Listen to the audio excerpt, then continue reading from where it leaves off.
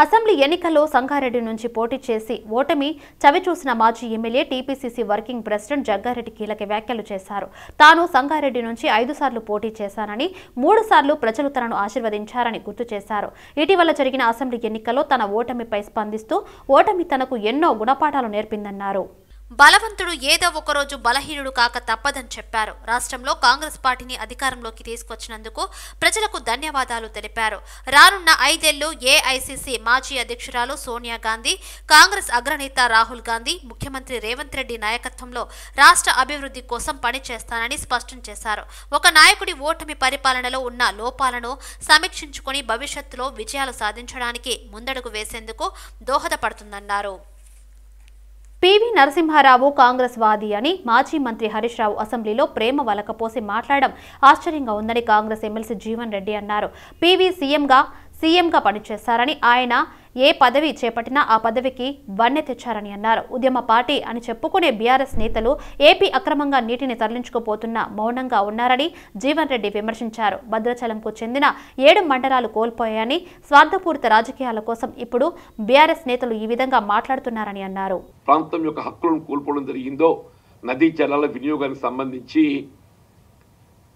తెలంగాణ రాష్ట్రం ఏర్పడిన తర్వాత వీళ్ళు ఏమనంటే టీఆర్ఎస్ పార్టీకి ఉద్యమ పార్టీగా పేర్కొంటారా, కేసీఆర్ గారిని ఒక ఉద్యమ నాయకుడిగా పేర్కొంటారని చెప్పి అంటున్నాను.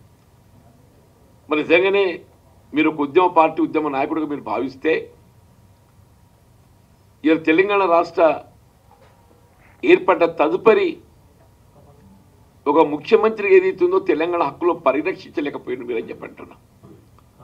మీరు ముఖ్యమంత్రిగా బాధ్యత చెప్పిన తర్వాత సీలియర్ పవర్ ప్రాజెక్టే మనం కోల్పోయినాం. భద్రాచలం చెందినటువంటి ఒక 7 మండలాలు కోల్పోయినని చెప్పి అంటున్నాను. ఆనాడు మీరు కేంద్రంలో అధికారంలో ఉన్నటువంటి NDA led by Bharatiya Janata పార్టీకి మిత్రపక్షం కొనసాగింది 6 సంవత్సరాలు. ఎంతవరకు మీ స్వార్థపూరిత రాజకీయాలు ఇవాళ మీ తప్పులను కప్పిపుచ్చుకోవడానికి, మీ అవినీతి బాగోతాలు కప్పిపుచ్చుకోవడానికి ప్రయత్నం చేసింది తప్ప తెలంగాణ హక్కుల పరిరక్షించడం లోపల మీరు పూర్తి విఫలం చెందిందని చెప్పని తప్పదని చెప్పంటున్నా. జిల్లా రైతుల ప్రయోజనాల కోసం రంగానాయక సాగర్లోకి నీటిని పంపింగ్ చేయాలని ఎమ్మెల్యే హరీష్ రావు కోరారు. సిద్దిపేట జిల్లా రైతాంగానికి యాసంగి పంటకు నీళ్లు అందించాలని, అందుకు అవసరమగు నీటిని మెడ్మానేర్ నుంచి రంగానాయక సాగర్కి నీటిని పంప్ చేయాలని రాష్ట్ర నీటిపారుదల శాఖ మంత్రి ఉత్తమ్ కుమార్ రెడ్డికి మాజీ మంత్రి సిద్దిపేట శాసనసభ్యులు హరీష్ రావు లేఖ రాశారు. నూతనంగా ఏర్పడిన ప్రభుత్వంలో తెలంగాణకు అత్యంత ముఖ్యమైన నీటిపారుదల శాఖ మాత్యులుగా బాధ్యతలు చేపట్టిన ఉత్తమ్ కుమార్ రెడ్డికి శుభాకాంక్షలు తెలిపారు. గత 3 సంవత్సరాలుగా జిల్లాలో సాగు భూములకు రంగనాయక సాగర్ ద్వారా సాగునీరు అందచేయడం జరిగిందన్నారు. దీనివల్ల పంట దిగుబడి పెరిగి రైతులు సంతోషంగా ఉన్నారన్నారు. ఈ సంవత్సరం వర్షాభావ పరిస్థితులు నెలకొనడంతో యాసంగి పంటకు సరిపోయే నీరు రిజర్వాయర్లు లేక రైతాంగం ఆందోళనకు గురవుతున్నట్లు లేఖలో పేర్కొన్నారు. సంగారెడ్డి జిల్లా పటంచెరు నియోజకవర్గంలో ఇటీవల జరిగిన అసెంబ్లీ ఎన్నికల్లో తన విజయానికి సంపూర్ణ సహకారం అందించిన అమీన్పూర్ మున్సిపల్ ప్రజలకు ఎల్లప్పుడూ రుణపడి ఉంటామని పటంచెరు శాసనసభ్యులు గూడెం మహిపాల్ రెడ్డి అన్నారు. అమీన్పూర్ మున్సిపాలిటీ అభివృద్ధికి ప్రణాళికబద్ధంగా నిధులు కేటాయిస్తామని ఆయన తెలిపారు. అమీన్పూర్ మున్సిపల్ పరిధిలోని పెద్ద చెరువు కట్ట సమీపంలో బీఆర్ఎస్ పార్టీ నాయకులు కాటా రాజేష్ గౌడ్ దంపతులు ఏర్పాటు చేసిన సన్మాన కార్యక్రమానికి ఎమ్మెల్యే జీఎంఆర్ ముఖ్య అతిథిగా హాజరయ్యారు. పటంచెరు నియోజకవర్గ ప్రజల ఆశీర్వాదంతో 3 సార్లు ఎమ్మెల్యేగా ఎన్నికలు కావడం జరిగిందని తెలిపారు. ప్రజల అవసరాలు, ఆకాంక్షలకు అనుగుణంగా అభివృద్ధి పనులు చేపడుతూ ప్రతి ఒక్కరిని భాగస్వాములను చేస్తున్నామని తెలిపారు. రాబోయే రోజుల్లోనూ మరిన్ని అభివృద్ధి పనులు చేపడతామని తెలిపారు.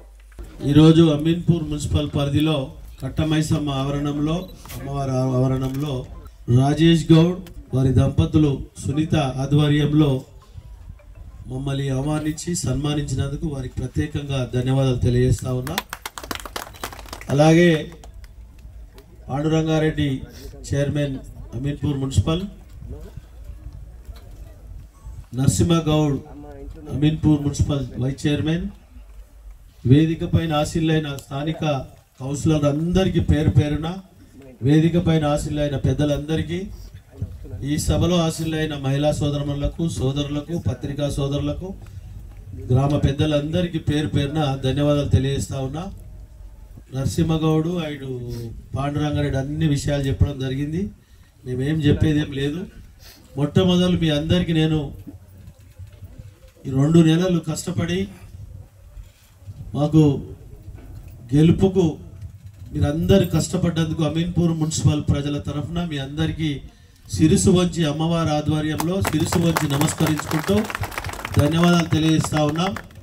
గతంలో ఏ విధంగా అయితే మున్సిపల్ అభివృద్ధి శరవేగంగా పోతా ఉన్నదో ఎక్కడ బ్రేక్ పడకుండా అన్ని వార్డులు అన్ని కాలనీలు రోడ్లు కానీ డ్రైన్లు కానీ వాటర్ కానీ కరెంటు కానీ అన్నీ సమకూర్చుకొని మీ అందరి సహకారంతో ఈ అమీన్పూర్ మున్సిపాలిటీని ఇంకా అభివృద్ధి పదంలో ముందుకు తీసుకుపోవడానికి శాయశక్తుల కృషి చేస్తానని చెప్పి తెలియజేస్తూ మీ అందరికీ మరొకసారి నన్ను ఇంత పెద్ద ఎత్తున సన్మానించిన మీ అందరికీ పేరు పేరున మరొకసారి నేను శిరసు వంచి నమస్కరించుకుంటూ ధన్యవాదాలు తెలియజేస్తాను. Thank you.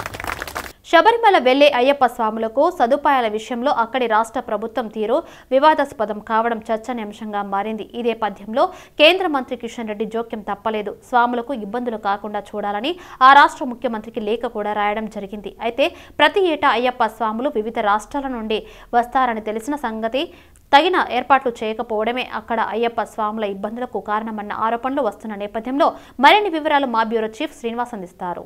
కేరళ ప్రభుత్వం అయ్యప్ప స్వాములకు కనీస సౌకర్యాలు కల్పించకుండా ఇబ్బందుల పాలు చేస్తున్న ప్రధాన ఆరోపణలు వస్తున్న పరిస్థితిలో మనతో మాట్లాడేందుకు ఇక్కడ బీజేపీ సీనియర్ నేత మాజీ ఎమ్మెల్యే చింతల రామచంద్ర రెడ్డి గారు ఉన్నారు. వారి మాటల్లో తెలుసుకుందాం. చెప్పండి రామచంద్ర రెడ్డి గారు, ఇప్పుడు అయ్యప్ప స్వాములు బాగా శబరిమలకు వెళ్ళే సమయం, ఈ సమయంలో ప్రతి ఏటా వాళ్లకు రాష్ట్రానికి వస్తారని తెలిసినా కూడా అక్కడ అసౌకర్యాలు కలగజేయడం మీరు ఎట్లా చూస్తారు?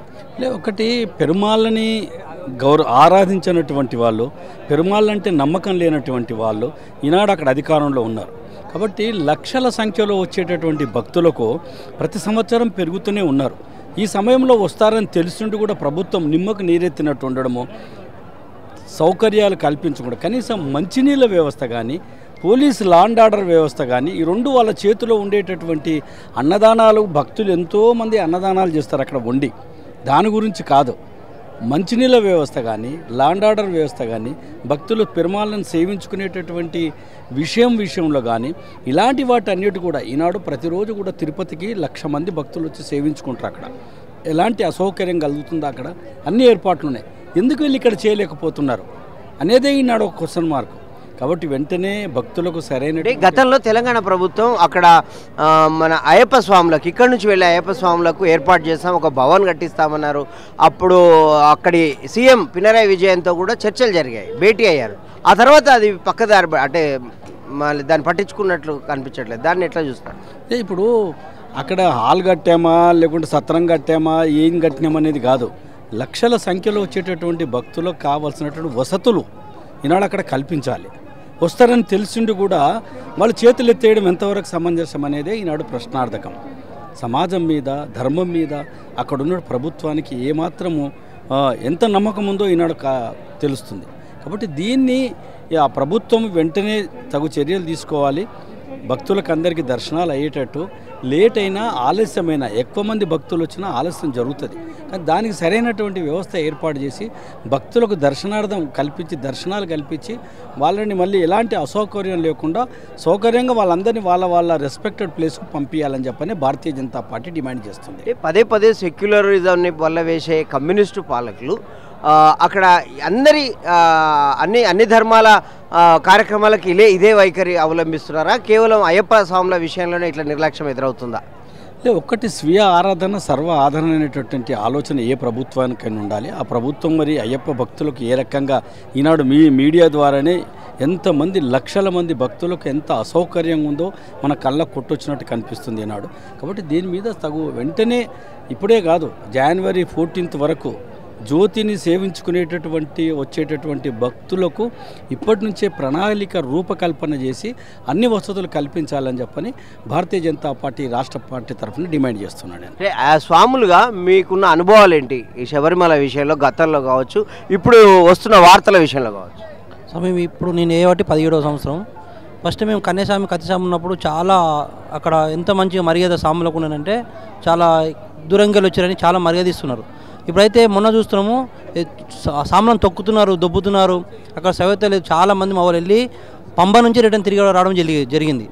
చాలా పబ్లిక్ మరి రష్ అంటే ఫుల్ రష్ ఉంది, అక్కడ పట్టించుకోవట్లేరు. దానివల్ల భారతీయ జనతా పార్టీ మొన్న చేసింది మంచిగానే ఉన్నది, అప్పటి నుంచి పబ్లిక్ కొద్దిగా తగ్గిందంట అని చెప్తున్నారు సాంబులు.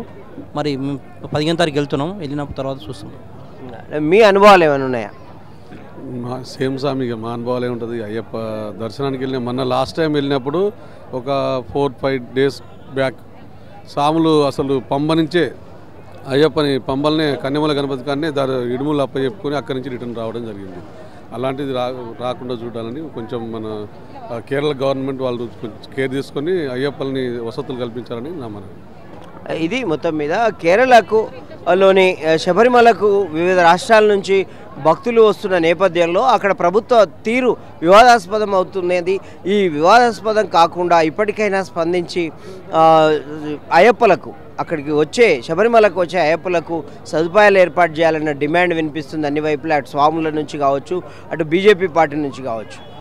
తాజాగా కేంద్ర మంత్రి కిషన్ రెడ్డి కేరళ ప్రభుత్వానికి లేఖ కూడా రాయడం జరిగింది. కాకపోతే ఇప్పటి వరకు జరిగిన సౌకర్యాలు ఇక ముందు జరగవని అయ్యప్ప స్వాములు ఆశిస్తున్నారు. అదేవిధంగా అక్కడ ప్రభుత్వం కూడా స్పందిస్తుందని ఆశాభావాన్ని వ్యక్తం చేస్తున్న పరిస్థితి కనబడుతోంది. కెమెరా పర్సన్ మాధవ్తో శ్రీనివాస్, సిటీ విజన్, హైదరాబాద్. విద్యార్థులు ఎలక్ట్రానిక్ పరికరాలకు ఎక్కువ సమయం కేటాయిస్తే సృజనాత్మక తగ్గుతుందని మాజీ ఉపరాష్ట్రపతి వెంకయ్య నాయుడు అన్నారు. వీలైనంత వరకు వాటికి దూరంగా ఉండాలని, సొంత తెలివితేటలు ఉపయోగించాలని సూచించారు.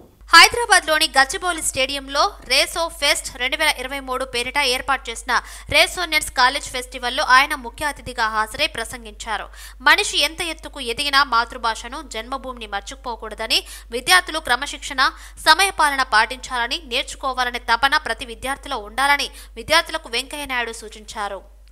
First mother tongue, later brother tongue, afterwards any other tongue.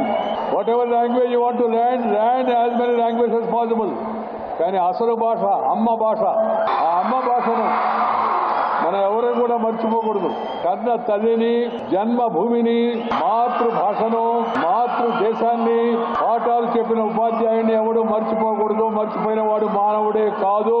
Attic నుంచి కటక్ వరకు, కన్యాకుమారి కాశ్మీర్ వరకు ఈ సమస్త భారతదేశంలో హరిజన, గిరిజన, కార్మిక, కర్షక, పీడిత, తాడిత ప్రజానికం అంతా కూడా irrespective of caste, creed, sex, religion and region, we are Indians.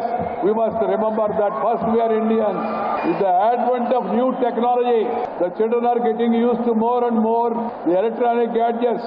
I would like to caution you all students, please use it to the minimum required length. ఎక్కువగా దాన్ని ఉపయోగించామంటే సొంత ఆలోచనలు పోతాయి. సో అందుకని ఎప్పుడు కూడా మనం సొంత తెలివిని ఉపయోగించాలా, సొంత భాషలో మాట్లాడాలి ముందు, ఆ తర్వాత ఇతర భాషలు నేర్చుకోవాలా. చెరుపల్లి దేవి ఇంటిని అక్రమంగా కూల్చివేసిన వారిపై చర్యలు తీసుకొని న్యాయం చేయాలని వరల్డ్ పద్మశాలి ఫౌండేషన్ ప్రభుత్వానికి విజ్ఞప్తి చేసింది. చెరుపల్లి దేవి రంగారెడ్డి జిల్లా ఈనంగూడ గ్రామంలో 200 గజాల స్థలాన్ని కొని ఇల్లు నిర్మాణం చేసుకున్నారని సోమాజిగూడ ప్రెస్ క్లబ్లో ఫౌండేషన్ చైర్మన్ గజం వర్కింగ్ రావు తెలిపారు. ఇంటి స్థలాన్ని అదే గ్రామానికి చెందిన మేఘమాల ఇతరులతో కలిసి ధరణి పోర్టల్లోని లొసుగులను అవకాశంగా తీసుకుని మోసానికి పాల్పడిందన్నారు. రెవెన్యూ అధికారులతో కుమ్మక్కై తప్పుడు ధృవపత్రాలను సృష్టించి తన పేరుపై రిజిస్ట్రేషన్ చేసుకోవడం జరిగిందన్నారు. మొదటి పట్టాదారుని కాదని రెండో పట్టాదారుడిగా ఉన్న మేఘమాలకు రెవెన్యూ అధికారులు అండదండగా ఉంటూ దేవి నిర్మించుకున్న గృహాన్ని కూల్చివేయడం జరిగిందని ఆవేదన వ్యక్తం చేశారు.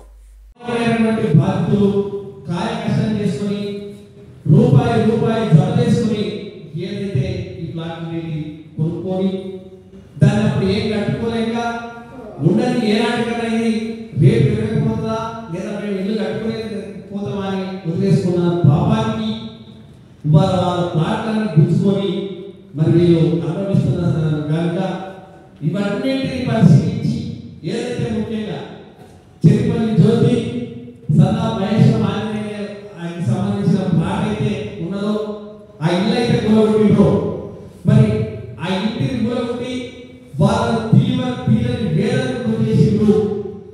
మరి వాళ్ళను సుమారు ₹1 కోటి నష్టపరిచిండ్రు. మరి ఇంత నష్టం చేసిన మరి వాళ్ళ పైన, అధికారుల పైన, నాయకుల పైన, అందరిపైన చర్యలు తీసుకోవాలి. మరి కోర్టు ఆర్డర్ని అనుసరించి వీళ్ళ భూమి ఇప్పించాలి. ఏదైతే వాళ్ళు ₹1 కోటి నష్టపోయిందో ఆ ₹1 కోటితో సహా వాళ్ళు అనుభవించిన వేదనను ఎంతైతే నష్టపరిహారం కట్టిస్తారో అంత కట్టించి ఇప్పియాలని ఈనాటి ముఖ్యమంత్రిని, ఈ ప్రభుత్వాన్ని మేము డిమాండ్ యువశక్తి సహజ యోగ ఆధ్వర్యంలో ఫీజాదిగూడలో 2వ రోజు జాతీయ సదస్సు నిర్వహించారు. పలు దేశాలలో సహజ యోగ ధ్యాన కేంద్రాలు స్థాపించిన శ్రీ నిర్మలా దేవికి ప్రత్యేక పూజలు నిర్వహించి నృత్యాలు చేశారు. ప్రశాంతమైన జీవనం కొనసాగించి ఆనందంగా ఉండాలి అంటే సహజ యోగా అనేది ఒక మార్గమని వివిధ దేశాలు రాష్ట్రాల నుండి వచ్చిన సహజ యోగా సభ్యులు తెలిపారు. ఈ సహజ యోగాను ప్రపంచవ్యాప్తంగా తీసుకుపోవడానికి మరింత కృషి చేయాలని అన్నారు. సహజ యోగము నేటి మహాయోగము అని ఎందుకన్నారంటే ఈ సహజ యోగము ద్వారా నేడు సమాజంలో యువతరం ఏ రకంగా ఉన్నదో మన అందరం చూస్తూనే ఉన్నాం. కానీ సహజ యోగం చేసే యువశక్తి ఎవరైతే మా పిల్లలంతా ఉన్నారో వాళ్ళంతా కూడా చాలా క్రమశిక్షణగా సమాజానికి ఏదైతే ఈరోజు అవసరమో అదే విధంగా పెరగటం జరుగుతుంది. దీని అంతటికీ కారణం ఏంటంటే మానవుడిలో ఉన్నటువంటి కుండలిని శక్తి జాగృతం అవ్వటం ద్వారా తన అంతర్గతంగా ఉన్నటువంటి శక్తి కేంద్రాలైనటువంటి 7 చక్రాలు 3 నాడులు శుద్ధి చేయబడి తనలో ఉన్నటువంటి చెడు గుణాలన్నీ పోయి సద్గుణాలు రావటం ద్వారా మనిషిగా బ్రతకటం, క్రమశిక్షణతో బ్రతకటం, అలాగే దైవానికి దగ్గరగా ఉండటం వలన ఆ మనిషి ఎంతగానో ఉన్నతి సాధించడం జరుగుతుంది. ప్రస్తుతం ఉన్నటువంటి ఈ తరుణంలో ఇలాంటి పరిస్థితులు మనకు అందరికీ అవసరం కాబట్టి ఈరోజు ఇంటర్నేషనల్ యువశక్తి సెమినార్ అనేది మేము ఇక్కడ పెట్టుకోవడం జరిగింది. ఈ సెమినార్ ద్వారా ఎన్నో విషయాలను కూలంకషంగా చర్చించి సమాజానికి ఉపయోగపడేటట్టుగా మనందరం ముందుకు తీసుకువెళదామనే ఉద్దేశంతో ఈ సెమినార్ని మనం ఇక్కడ పెట్టుకోవడం జరిగిందండి. దీని అంతటికీ కూడా మీడియా మిత్రులు కూడా సహకరించి దీన్ని ప్రచారం చేయాల్సిందిగా కోరుతున్నామండి. థ్యాంక్ యూ అండి. Thank you. It is aimed towards the youth of today. There are so many troubles in the youth, so many tensions, confusions, and Sahaj Yoga helps to clear these and balance these within each individual. Sahaj Yoga is open to everybody, regardless of age, gender, and social status. We welcome all to join Sahaj Yoga. All should experience it. Hyderabad నగరంలో drugs గంజాయి మాట వినపడొద్దని police అధికారులను ఆదేశించారు CP Kothakota Srinivasa Reddy. హైదరాబాద్లోని బంజర్ హిల్స్లో ICCC భవనంలోని ఆడిటోరియంలోని CP Srinivasa Reddy సమావేశమయ్యారు. నగరంలో ప్రాథమిక పోలీసింగ్, విచారణ, ట్రాఫిక్ ఎన్ఫోర్స్మెంట్, డ్రగ్స్ నిర్మూలనకు సంబంధించి అన్ని జోనల్ డీసీపీలు, ఏసీపీలు, ఇన్స్పెక్టర్లతో ఇంటరాక్షన్ సెషన్ నిర్వహించారు. 2 నెలల్లో హైదరాబాద్ లో డ్రగ్స్ ను పూర్తిగా నిర్మూలించాలని చెప్పారు. సిటీలో డ్రగ్స్ ను పూర్తిగా కట్టడి చేసేందుకు చర్యలు తీసుకోండి సిపి ఆదేశించారు. నిజమైన బాధితుడికి మాత్రమే ఫ్రెండ్లీ పోలీస్ వర్తిస్తుందని, విధి నిర్వహణలో నిర్లక్ష్యం వహిస్తే కఠిన చర్యలు ఉంటాయని హెచ్చరించారు. పోలీస్ కమిషనర్ పేరు చెప్పి పైరవీలు చేసే వారి పట్ల కఠిన చర్యలు తీసుకోవాలని సిపి కొత్తకోట శ్రీనివాసరెడ్డి పోలీసులకు సూచించారు. ఇటీవల నార్కోటిక్స్ కంట్రోల్ బ్యూరోతో ముఖ్యమంత్రి రేవంత్ రెడ్డి సమీక్షించిన విషయం తెలిసిందే. తెలంగాణలో డ్రగ్స్ వినియోగించినా, విక్రయించినా కఠిన చర్యలు తీసుకోవాలని, డ్రగ్స్ పై ఉక్కుపాదం మోపాలని సీఎం రేవంత్ రెడ్డి ఆదేశించారు. ఈ క్రమంలో అధికారులు చర్యలు చేపడుతున్నారు. హైదరాబాద్ లో ట్రాఫిక్ కష్టాలను కడతీర్చేందుకు పోలీసులు రంగంలోకి దిగారు. ఇందులో భాగంగా అవసరమైన చర్యలు చేపడుతున్నారు. సీఎం మంత్రుల కాన్వాయ్ వెళ్లే సచివాలయం, అసెంబ్లీ, బేగంపేట, జూబ్లీహిల్స్, బంజారాహిల్స్ వంటి రూట్లను పరిశీలిస్తున్నారు. సాధారణ ట్రాఫిక్ ఇబ్బంది పడకుండా కాన్వాయ్ వెళ్లేలా చర్యలు తీసుకుంటున్నారు. ఇందులో భాగంగా అసెంబ్లీ ముందున్న గన్ పార్క్ జంక్షన్ ను సిగ్నల్ ఫ్రీ జంక్షన్ గా మార్చారు. దీంతో ఇప్పుడు నాంపల్లి, లగడికపుల్ వైపు నుంచి వచ్చే వాహనాలు ఎలాంటి అంతరాయం లేకుండా, సిగ్నల్ ఇబ్బందులు లేకుండా దూసుకుపోనున్నాయి. అలాగే బషీర్బాగ్ నుంచి లకడికపుల్ వైపు వెళ్లే ట్రాఫిక్ ను ఏఆర్ పెట్రోల్ బంక్ వద్ద యూటర్న్ చేశారు. అటువైపు నుంచి వచ్చే వాహనాలను ఓల్డ్ ట్రాఫిక్ కంట్రోల్ రూమ్ వద్ద మలుపు తీసుకుని ఏఆర్ పెట్రోల్ బంక్ సమీపంలో యూటర్న్ తీసుకోనున్నాయి. ఈ కారణంగా ఇప్పుడు పబ్లిక్ గార్డెన్స్, అసెంబ్లీ ముందు ట్రాఫిక్ రద్దీకి అవకాశం ఉండదు. ఈ ట్రయల్ రన్ కనుక మంచి ఫలితాలు ఇస్తే దీన్ని కొనసాగిస్తారు. సచివాలయం పరిసర ప్రాంతాల్లోనూ సిగ్నల్ ఫ్రీ సిస్టమ్ ను అమలు చేస్తున్నారు. ముషీరాబాద్ బాపూజీ నగర్ లో ఓ గృహిణి భర్త ఇంటి ముందు కుటుంబ సభ్యులు, బంధువులతో కలిసి ధర్నాకు దిగింది. తనకు న్యాయం చేయాలంటూ ఆ మహిళ కూతురితో ఆవేదన వ్యక్తం చేసింది. సైదాబాద్ కి చెందిన పవిత్ర 2015లో నవంబర్లో ముషీరాబాద్ బాపూజీ నగర్ కు చెందిన కార్తిక్ చంద్రతో వివాహం జరిగింది. పవిత్ర తండ్రి పేరు మీద ఉన్న ఇల్లు రాయించుకు రావాలని, అదనపు కట్నం తీసుకురావాలని భర్త కార్తిక్ చంద్ర, అత్త రమాదేవి, మామ రామచందర్ ఆడపడుచులు వేధిస్తున్నారని ఆమె ఆరోపించారు. ఆడపిల్ల పుట్టిందని కారణాలు చూపిస్తూ మరింత వరకట్నం తీసుకురావాలని, భర్త అత్తమామలపై చర్యలు తీసుకోవాలని ఆమె డిమాండ్ చేశారు. స్థానిక వారసిగూడ పోలీస్ స్టేషన్లో ఫిర్యాదు చేయనున్నట్లు తెలిపారు. ఆయన పెళ్లి చేసుకున్నాడు. మా భర్త పేరు కార్తిక్ చంద్ర, మా అత్తమామ పేరు రామచందర్ రమాదేవి. వీళ్ళు నన్ను పెళ్ళైన 1 నెల నుంచే వీళ్ళు నన్ను, మా డాడీ చనిపోయిండు సార్, 1 మంత్కే మా నాన్న చనిపోయిండు. మా నాన్న పేరు మీద ఉన్న ఇల్లు నా పేరు మీద చేయించుకొని రమ్మని నన్ను చాలా హెరాస్ చేసిరు సార్. నేను చేయించుకోనని చెప్పిన మస్తు సార్లు. మా అత్త ఆయనకు నచ్చకుండా మేము పెళ్లి చేసినాము, నువ్వు ఇంట్లో నుంచి వెళ్ళిపో అన్నది సార్. అయినా కూడా నేను 2 ఇయర్స్ నిజంగా కూడా నాకు కావాలని సంసారం చేసిన. ఇగో తను నా బిడ్డే. ఇప్పుడు 7 ఏళ్ళు 2 ఏళ్ళు ఉన్నప్పుడు, ఈ కూతురు 2 ఏళ్ళు ఉన్నప్పుడు వదిలేసిండు సార్. వదిలేస్తే కూడా నేను అయినా కూడా చాలా సార్లు వీళ్ళ ఇంటి ముందరికి వచ్చిన, తెలియక వచ్చి నేను వస్తా ఈ ఇంట్లోకి అన్నా కూడా నన్ను ఏ రోజు వీళ్ళ ఇంట్లోకి రానియలేదు సార్. ఇప్పుడు ఈమె మా అత్తమ్మ రమాదేవి ఈయనకు పెళ్లి కాలేదని చెప్పి బయట సంబంధాలు చూస్తుంది సార్. ఈయన మైనర్ రేప్ కేసులు ఇరికి ఉన్నాడు సార్. మైనర్ని రేప్ చేసి ఈయన వీళ్ళు మేము పూసలోళ్ళం సార్, BCA పూసల మాది. అయితే వీళ్ళు ఇప్పుడు దొంగ SC సర్టిఫికేట్స్ పెట్టుకొని గవర్నమెంట్ ఉద్యోగాలు చేస్తారు సార్. వాణి అర్చన గోల్కొండలో చేస్తుంది. వీళ్ళ 2వ బిడ్డే సౌమ్య డాక్టర్ చదివింది సార్. అందులో డాక్టర్ చదివి డాక్టర్ సర్టిఫికేట్ తెచ్చుకుంది. మా మామయ్య రామచందర్ సర్వీస్ చేసిండు సార్ ఆయుష్ డిపార్ట్మెంట్లో. వీళ్ళ పెద్ద కూతురు కూడా గోల్కొండ దగ్గర ఆయుష్ డిపార్ట్మెంట్లో ఉద్యోగం చేస్తుంది. నాకు ఇష్టం లేదు వెళ్ళిపో అన్నారు సార్. చాలా సార్లు నేను తిరిగి ఇంటికి వచ్చి చూసిన. మేము పెళ్ళైనప్పుడు 10 లక్షల కట్నం ఇచ్చినాం, 40 తులాల బంగారం పెట్టినాం, 2 కిలోల వెండి ఇచ్చినాం. ఇవన్నీ కాకుండా కూడా నెలకే మా నాన్న చనిపోతే నన్ను ఇల్లు రాసిమన్నారు.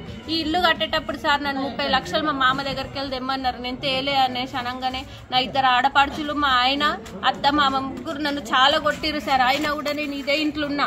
తీరా కోవిడ్ టైంలో మా మేనమామ చచ్చిపోతే నన్ను ఇంట్లో నుంచి మా మామ కొట్టి ఎలా కొట్టిండు సార్. మా మామ నా మీద చాలా తప్పుగా చూస్తుండే. నేను కట్టిన చీరకు పేరు పెడుతుండే 2 సార్లు సార్. ఫస్ట్ ఆ పాప పుట్టిందని చెప్పి మా అత్త నన్ను IVF తోని పిల్లలను కనమన్నది సార్. IVF అంటే మగ పిల్లలు పుడతారట. తెలంగాణ రాష్ట్రం ఏర్పడి 9 ఏళ్లు గడిచిన రాష్ట్రంలో 60 లక్షల జనాభా కలిగిన అతిపెద్ద మాదిగ ఉపకులాలకు గత ప్రభుత్వం తీరని అన్యాయం చేసిందని మాదిగ రిజర్వేషన్ పోరాట సమితి రాష్ట్ర అధ్యక్షులు మేడి పాపయ్య ఆవేదన వ్యక్తం చేశారు. గత ప్రభుత్వం మాదిగలకు మంత్రి పదవి ఇవ్వలేదన్నారు. సెక్రటరియట్లో ఉన్న ఉన్నతాధికారులకు కూడా మాదిగలను నియమించకపోవడం విచారకరమన్నారు. నూతనంగా ఎన్నికైన కాంగ్రెస్ ప్రభుత్వమైన మాదిగలకు ఎమ్మెల్సీ నామినేటెడ్ పోస్టుల్లో సముచిత స్థానం కల్పించాలని బషీర్బాగ్ ప్రెస్ క్లబ్ లో ఆయన విజ్ఞప్తి చేశారు. మాదిగలకు మరొక మంత్రి పదవి కేటాయించాలన్నారు. వర్గీకరణ చేయకపోవడం వలన విద్య, ఉద్యోగ, రాజకీయ రంగాల్లో తీవ్రంగా నష్టపోయామన్నారు. పార్లమెంటు సమావేశాల్లో వర్గీకరణ బిల్లు పెడితేనే న్యాయం జరుగుతుందన్నారు. విద్య, ఉద్యోగ, ఉపాధి, రాజకీయ ఉన్నత స్థాయి పదవుల్లో సముచిత స్థానం కల్పించాలన్నారు. సీఎం రేవంత్ రెడ్డిని తమ ప్రతినిధి బృందంతో కలవనున్నట్టు వెల్లడించారు. గారికి అవకాశం ఇచ్చాం. 1 నెల రోజుల క్రితం లక్షలాది మంది మాదిగ ప్రజలలో నేనున్న ఖచ్చితంగా కమిటీ వేస్తున్నని చెప్పేసినటువంటి మోడీ గారు ఈ పార్లమెంట్ లో ఖచ్చితంగా SC వర్గీకరణ బిల్లు పెడితేనే అన్ని రాష్ట్రాలలో మాదిగలకు న్యాయం జరుగుతుంది. లేకపోతే ఇంతమంది పబ్లిక్, ఇంతమంది జనమున్న కాంగ్రెస్ పార్టీకి, TRS పార్టీకి, BJP పార్టీకి మద్దతునిచ్చిన కానీ ఆ జనాభా నిష్పత్తి ప్రకారంగా పదవులు పంపిణీ కనుక జరగకపోతే. హైదరాబాద్ పాత బస్తీలో కెమికల్ బ్లాస్ట్ అయింది. అందులో వృద్ధుడు తీవ్రంగా గాయపడ్డాడు. స్థానికులు బండ్లగూడ పోలీసులకు సమాచారం అందించారు. సంఘటన స్థలానికి చేరుకున్న పోలీసులు వృద్ధుడి పరిస్థితి ఆందోళనకు కరంగా ఉంది అని తెలిసింది. ఉస్మానియాలో చికిత్స పొందుతూ ఉన్నట్లు సమాచారం. బండ్లగూడ పోలీస్ స్టేషన్ పరిధిలోని క్రిస్టల్ టౌన్షిప్ లోని ఓ ఫ్లాట్ లో ఉన్న చుట్టూ ప్రహరీ గోడ ఉండటం, ఆ ఫ్లాట్ అహ్మద్ నజీర్ అడ్వకేట్ ది. అందులో కి హమీద్ హుస్సేన్ అనే వ్యక్తి లోపలికి ఎలా వెళ్లాడో తెలియదు. అక్కడ ఏదో వెతుకుతూ ఉండగా బ్లాస్ట్ అవ్వడం, పక్కనే ఉన్న మసీద్ కిటికీ అద్దాలు కూడా పగిలిపోవడంతో పెద్ద ఎత్తున శబ్దం వచ్చిందన్నారు. దీంతో స్థానికులు వచ్చి చూడగా హమీద్ తీవ్రంగా గాయపడి ఉండటంతో పోలీసులకు సమాచారం అందించారు. సంఘటన స్థలానికి చేరుకుని పోలీసులు దర్యాప్తు చేస్తున్నారు. ఉత్తరప్రదేశ్లో జనవరి 22న అయోధ్య రామ మందిరంలో జరిగే ప్రాణ ప్రతిష్టకు పెద్ద ఎత్తున భక్తులు తరలి రావద్దని ఆలయ అధికారులు విజ్ఞప్తి చేశారు. ఈ కార్యక్రమానికి భారీ స్థాయిలో భక్తులు తరలి వస్తున్నారని చెప్పారు. అయోధ్యలో రద్దీని నివారించడం కోసమే తాము ఈ విజ్ఞప్తి చేస్తున్నట్లు వివరించారు. మరోవైపు వచ్చే భక్తుల కోసం సాధారణ భోజనం, నిద్రించడానికి స్థలం, విడిది కేంద్రాల వంటి కనీస వసతులను అందుబాటులో ఉంచేందుకు అన్ని ఏర్పాట్లు చేస్తున్నట్లు రాయ్ తెలిపారు. భక్తులకు ఎటువంటి అసౌకర్యాలు కలగకుండా ఉండేందుకు తమ వంతు ప్రయత్నం